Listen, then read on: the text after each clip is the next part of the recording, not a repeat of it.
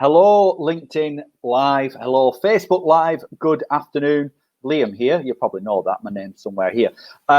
This is another working lunch time of the week where we get to talk to a local business person or a local celebrity or whatever it may be about their lives and give them a bit of promotion more than anything. A bit of shameless plugging is what we love, but we like to know the person behind the business as well. So welcome. We're here every Monday and every Wednesday. I am loving these LinkedIn Live videos. So hopefully you are too. I mean, if you do, happy days, put a comment below. If you don't, then, you know, keep scrolling, I would say. So welcome. Now, we have had some brilliant guests on this LinkedIn Live since the start of lockdown. We've been doing it about 14 weeks now, 15 weeks. And as I say, every week, the guests keep getting better and better and better. Never better than a friend of mine, Mr. Matt Bessent from Offpiece. He's going to tell us all about where he came from, where he started, what the future holds, what the last 16 weeks have held for him. And we're going to bring him on the stream now. Good afternoon, Matt. Good afternoon, Liam. How you Good doing? afternoon. I'm very well. I'm very well. First question, as always, where are you and what can you see? Well, we were just talking backstage, but I've actually ventured down to the office, I think, probably for the first time in about 4 months, just to get a little bit of peace and quiet while we go through this little interview here. So yeah, we're in the office. Yeah, excellent. Yeah, I see that. See that. When you say peace and quiet, what you're running away from? Children, mate. Okay. Mainly All right, children. okay. Well, that makes sense. So, and you are Preston based. That's where your offices are. Not the exact location we don't need, but you're based in Preston. We're Preston based, Preston born and bred sort of lad. So yeah, no, it's nice. It's nice to be. We're actually down on the docks, so yeah. Awesome. Cool. So you well, is it as simple as Offpiece? I mean, you talk about when we meet digital marketing agency, but what does that actually mean? People are watching this; they might not have any idea. So take us through it. So in a nutshell, we're helping businesses generate more sales, inquiries, leads, brand awareness using the internet and using various platforms online to help generate targeted visitors, targeted traffic to our clients' websites so that more people can find them, but also, more importantly, more people can get in touch with them or buy something, or that's kind of it in a nutshell, really. So I mean, how important is it in a company's marketing plan to have this in their armory then? Oh, I mean, it's more and more vital. I mean, you think the amount of people now that I think even just the last 4 months in particular, you know, everything is been done online. Everything, you know, from things like this, from little meetings, from Zoom meetings, networking meetings, everything has kind of gone online now. So, you know, we've seen spikes in various industries where people are sort of searching more. But you know, it's absolutely vital. You know, we're known at the moment as a dual screen sort of nation, where, you know, you can be sat in front of your television and more than likely you'll have your phone in your hand and you're scrolling Facebook or you're searching for things. You know, just last night I'm watching TV and I'm researching walks in the lakes or places to go, things like that. You know, so it's absolutely vital. Your customers will be searching the internet for all sorts of products, services, things like that. So take us back right to the very start. Was it? I always ask the guest speaker who interview. Was it an overnight thing? You think, do you know what? That is what I want to do with my life. Was it a gradual build of a thing? Had you done it before? Where did you come from? Right back in the early days. Oh wow! So the answer is no. I do not mind admitting that I tripped and fell straight into this industry. I mean, my course at uni. I mean, I went go back even further. I didn't actually want to go to uni straight away, you know. So I wasn't the most academic at school. I was kind of, you know, a try hard kind of guy, but I did very, very badly in exams. Just couldn't retain the information to get through an exam, and give me coursework I was fine with and stuff. So anyway, I remember my sixth form. I had a careers meeting with my sixth form tutor, and he was like, I basically said to him, I want to go and do a ski season. Yeah. I want to go and do a ski season. I kind of feel I want to go and become a ski instructor, do a season, and then, come back and go to uni. He knew me pretty well. He was also my A-level geography teacher as well as my form tutor. And he kind of said to me, he said, if that's what you want to go and do, I've got all the information, I can help you out, no problem. But do you honestly think you will, after a year out like that, you will come back and go to university? I was just like, probably not. I just thought if I took the break of education, there was probably a high chance that I probably wouldn't go back and do something. Certainly not straight away. If it was something that I'd decide maybe later into my 20s, I could maybe, because self-development and learning and things, I love doing that now. But so anyway, I put it down to chance. And I went through, I bombed out my AS exams, so I didn't have enough points to go to Leeds Uni and do geography, which is something I really enjoyed. But I really wanted to go to Leeds, so I looked at Leeds Met, and no joke, I thought, right, well, what do I want to do in the future? Could I see myself owning my own business, running my own business? Okay. And I was like, well, yeah, probably, I can see myself doing that. So I got the Leeds Met prospectus and I started with business. I know, like you flick through a magazine at the hairdresser, beard dressers, you flick through, and I just went, right, business and sports development, read the short paragraph on the course, felt that was something I think I could probably do. I put my UCAS form in with one course at one uni, and I left it. Just total chat. If somebody up there wants me to go to uni, then I'll get in. But if not, it's ski season 100%. And lo and behold, I got accepted into Leeds Met for business and sports development. So I did 3 years there with a view. As soon as I kind of graduated, straight back home. Right, let's plan that ski season. I'd not left that thought while I was at uni. But obviously you graduate in the summer and you think, okay, well, ski season, maybe it's a bit too, it's a bit too short notice really to go and do the season coming. So let's see if we can get some work experience, build the CV up a little bit.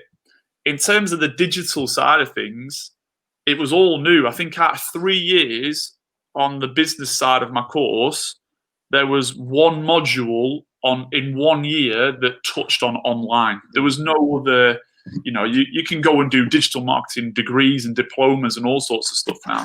And it just wasn't available at the time. So anyway, so I come home and I said to my dad was in BNI. He had an accountancy seat in BNI, and he said, "Well, what have you liked the most?" And I said, "Well, I really enjoyed the marketing side. Where we did like branding modules, marketing module. I really enjoyed that." He said, "Well, actually, there's a chap in my BNI group that does, like Google marketing and internet marketing." Okay. And this is how he kind of explained it to me. So I was like, well, that sounds really interesting. I don't know too much about it. He made a connection. So if I graduated I think I moved home in the July or the June.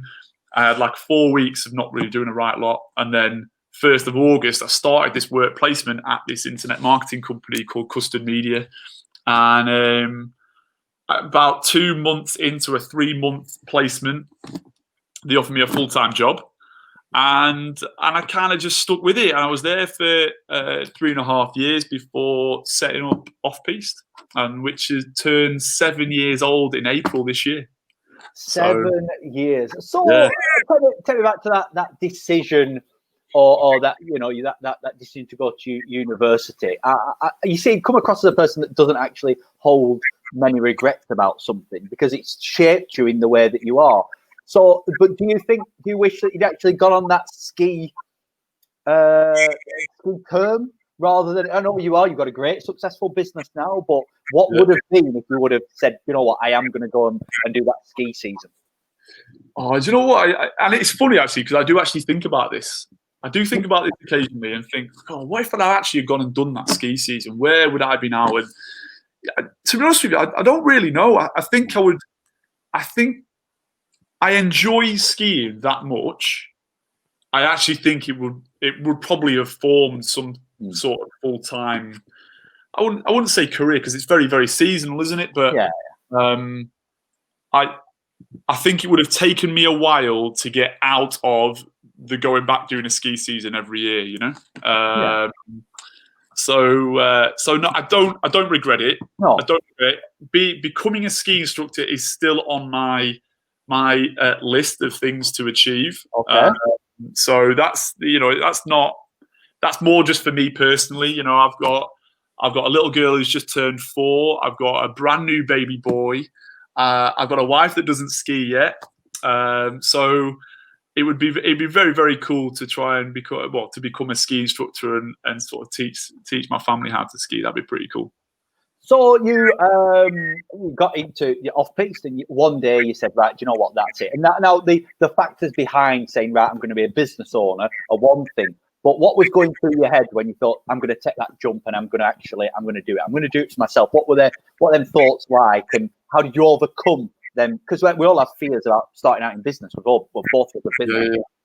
So in one kind of way, it was a little bit of a forced decision, because unfortunately my previous agency went into administration and I was made redundant. But it was kind of this was happening kind of over just like a week, really. It was a very bizarre sort of chain of events. Well, I won't go into too much detail, but ultimately, I had a few days to kind of think about what the next step was going to be. And at the time, the thought of, building a CV, building a CV, going out, trying to interview, get a job. And I was just like, if I was ever going to try this, the time was probably right then, because at the time I was still living at home with my mum and dad.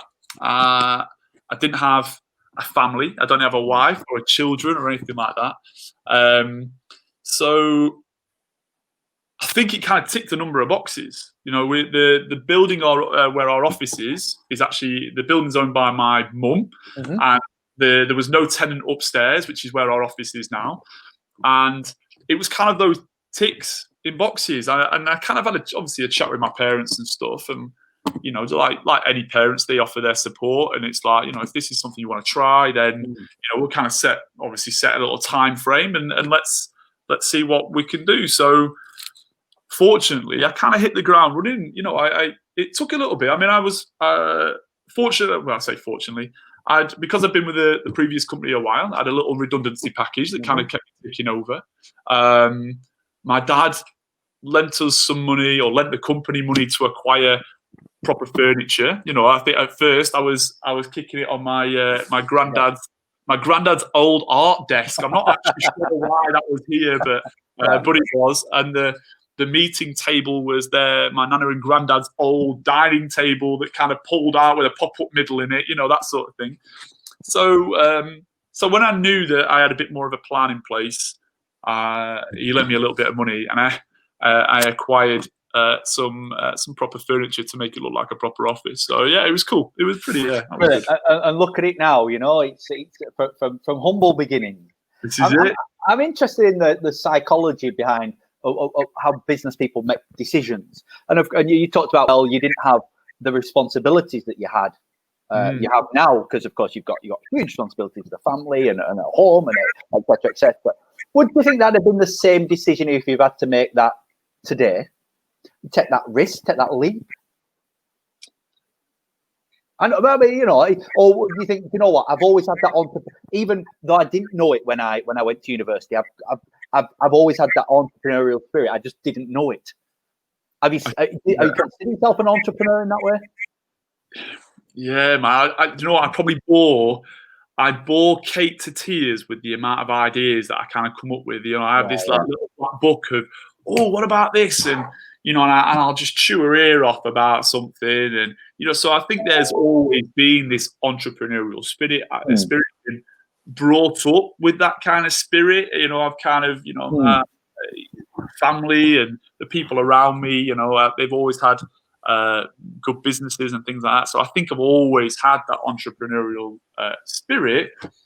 Would I, if I was put in the position now where, you know, I have a mortgage and I have two children that depend on us and a wife, and you know, would I still make that same? Because it was I'm going to give it, and would I still do that right now? I would probably, yeah. Do you know what? Probably, I think I would be. I'd have to just obviously we'll talk it through with Kate, and I'd have my own little plan on how I was going to attack it, and but you know, I'm kind of one of these people that does when I get something in my head, and it would take a lot to hold me back, really. Yeah, in your profession, you actually have to be quite analytical, though, because there is a lot of data and figures and numbers and how things impact, and a lot of trial and error. So, is that something that you've always thought, Jack? I am that type of person, you know, to be understanding the cause and effect of different things that I do within not only business but with my clients and services. Yeah, it's funny how you worded like that, because I'm very objectional. I kind of I'm very good at taking sort of a bird's eye approach and sort of view the sort of bigger picture.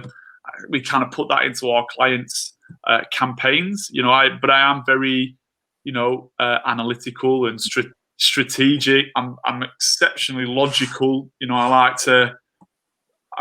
My mind kind of works a bit like you know, like a flow chart. So you'll start here and be like, okay, well, if the answer to that is yes, then we'll go down this route. But what if the answer happens to be no, then we could go down that route.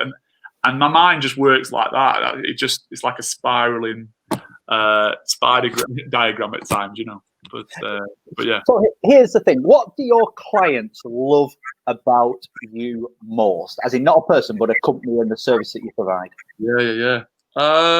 Is it that analytical nature of it, and being able to say, well, if we do this, we can get them results, because nothing's certain, but you give them a high degree of probability, or something else? I think there's that. I think one thing I think they like the most is the fact that we're kind of like jargon busters. You know, I'm not a huge fan. Look, if somebody wants to be overly technical and they want to talk in our industry, there are so many acronyms, SEO, PPC, whatever. There's so many different acronyms and terminology and all this.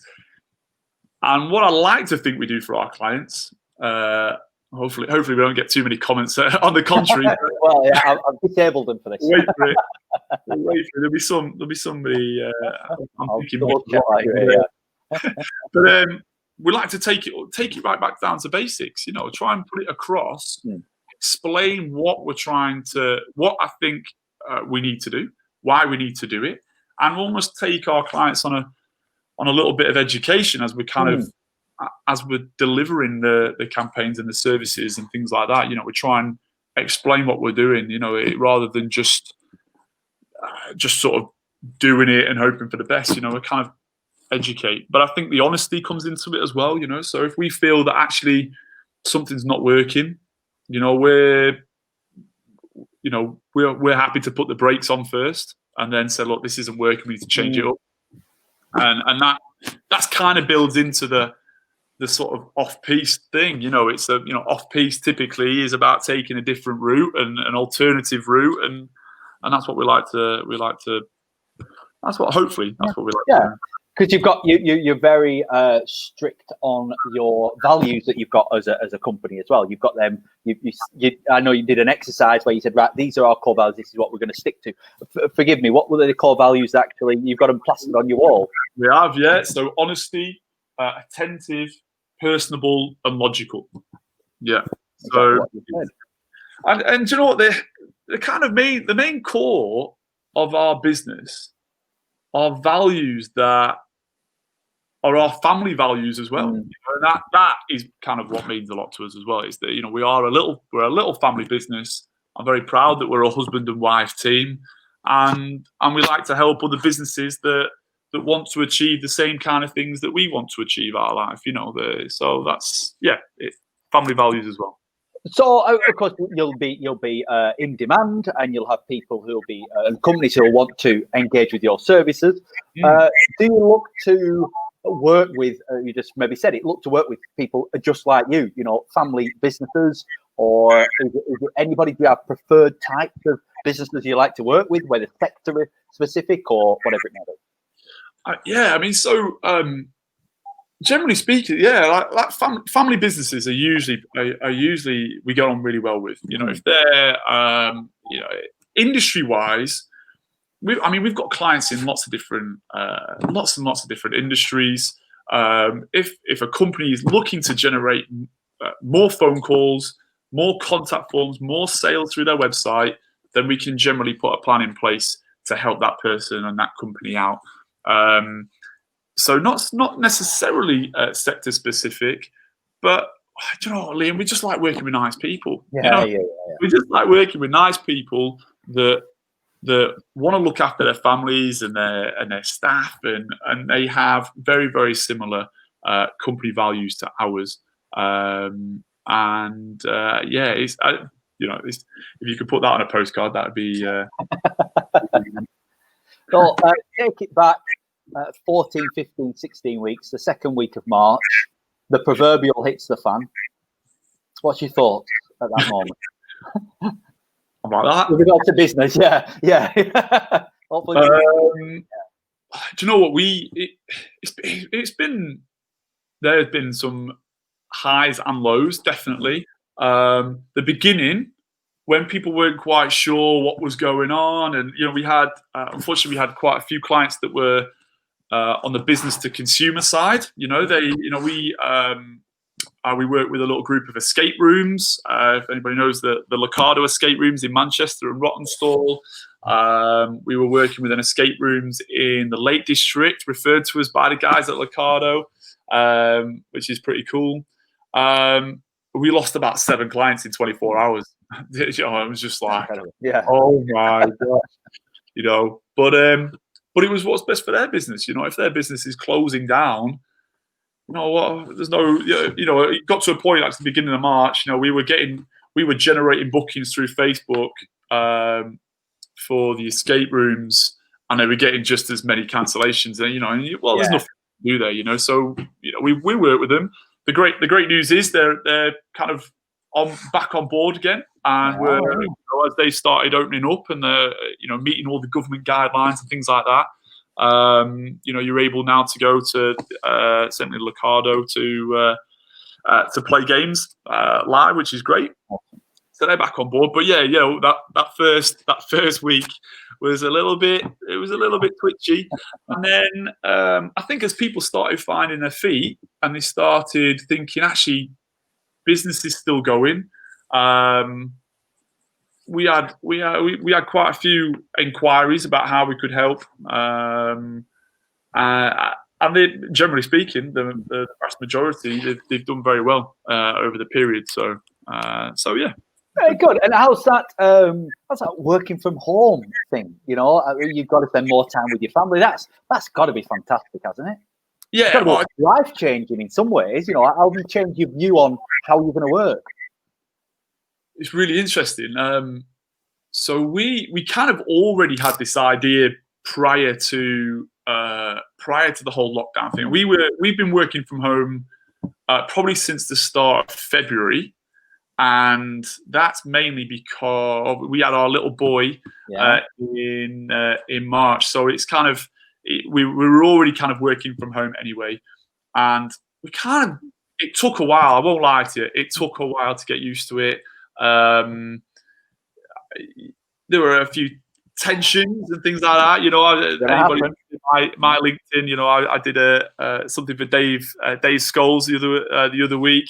Talking about communication with not only your business partner but also your wife, and some of the tensions around that. But ultimately, it's made us more efficient. It's made us more productive. We've changed the way we actually had time to work on stuff that we've been saying we'll do for a while. Processes, the onboarding structure for new clients is a lot better. To the point where we're actually going to now develop a basement that we've got at home and actually make that our sort of primary office actually. So so lose the wallpaper temporarily. Yeah. Of course.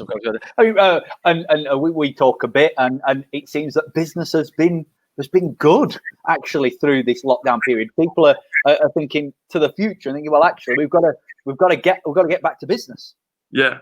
So I mean, the clients we've kind of been working with, and certainly have come on board over the sort of last 3 to 4 months. The conversations have generally been, there's been a couple of businesses that have managed to do well because their services have been in demand over the last 4 months.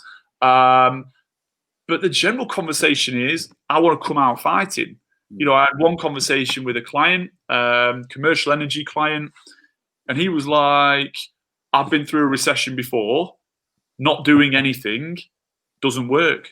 So I'm going to fire up, and we'll kind of see. We're going to fight our way through it, And he's had a fantastic 4 months. Fantastic 4 months. So that's the general conversation I've had with a number of clients. They kind of want to come out fighting. They want to get ahead of their competition, those who are sitting back, and get ahead of them. And so it's been really cool. A lot of positivity amongst our client base at the moment, which I think has rubbed off on us as well, which is great. Good. So the glass is half full, which is good to see. And it'd be remiss of me not to mention, how much do referrals matter to your business? You network quite a lot. How much does that matter in terms of incoming business to you, and that support as well that comes with it? Yeah, I mean, I've been a member of BNI. BNI is my probably our main. It is our main network that we're a part of. Both Kate and I are in different groups. I attend Endeavour in Chorley, and Kate is with yourself at the Mighty Zeus in Accrington. Nice. And I mean, BNI in particular will always be part of our activity, part of our marketing strategy. It's absolutely vital, and the positivity from each of the groups that we've been able to sort of just look out for each other is very, very nice. Like you say, when you work from home and you feel like, obviously I've got Kate, but it's nice to join a group of 40 odd people every week, knowing that we're each going through something, but with arm around the shoulder, keep the spirits high, and we kind of get through it together kind of thing. It's really nice to know that support is there. So brilliant. Yeah. Brilliant. So what's the future hold then? We've got a couple of minutes left. What's the future hold for Off-Piste? So for future for Off-Piste, I mean, obviously the whole work from home thing will play a bigger part. It has definitely improved sort of family time for sure. It's been really nice being around my little girl a lot more, and seeing her sort of develop over the last sort of 4 months has been pretty cool. So definitely there'll be more of that, and that sort of move will probably happen either later, the end of this year, beginning of next year, as a permanent move. But in terms of the future, kind of more of the same, really. We're expecting probably to grow a little bit. I would expect, just based on things that have sort of the first half of this year really has been really good. We're a business that grows every year anyway, year on year. So some interesting ideas coming. And where can people go? I'll put the links in below, but where can people go to find more out about you if they want to get in touch? Well, anybody that's watching, if we're not connected already, do connect with me on LinkedIn. You can find me there, Matt Bessent. We have our website, which is weareoffpiste.com. Do make yourself over there and do get in touch. If you'd like to email me, my email is matt@weareoffpiste.com. Awesome. And what are you having for your lunch? Last question. Ooh, do you know what, mate? I've not even had breakfast, so when I get back, it could be a meat and potato pie or something. Wow, that's brilliant. Right, well, thank you so much. If you are watching this on various different forums, on Small Business Northwest, whatever it may be, make sure you get in touch with Matt on the link below, LinkedIn, whatever it may be. Have a look round. And thank you very much, Matt. Have a great day. Appreciate it, mate. Thanks very much. I will see you very, very soon. You will indeed. Thank you. Bye-bye.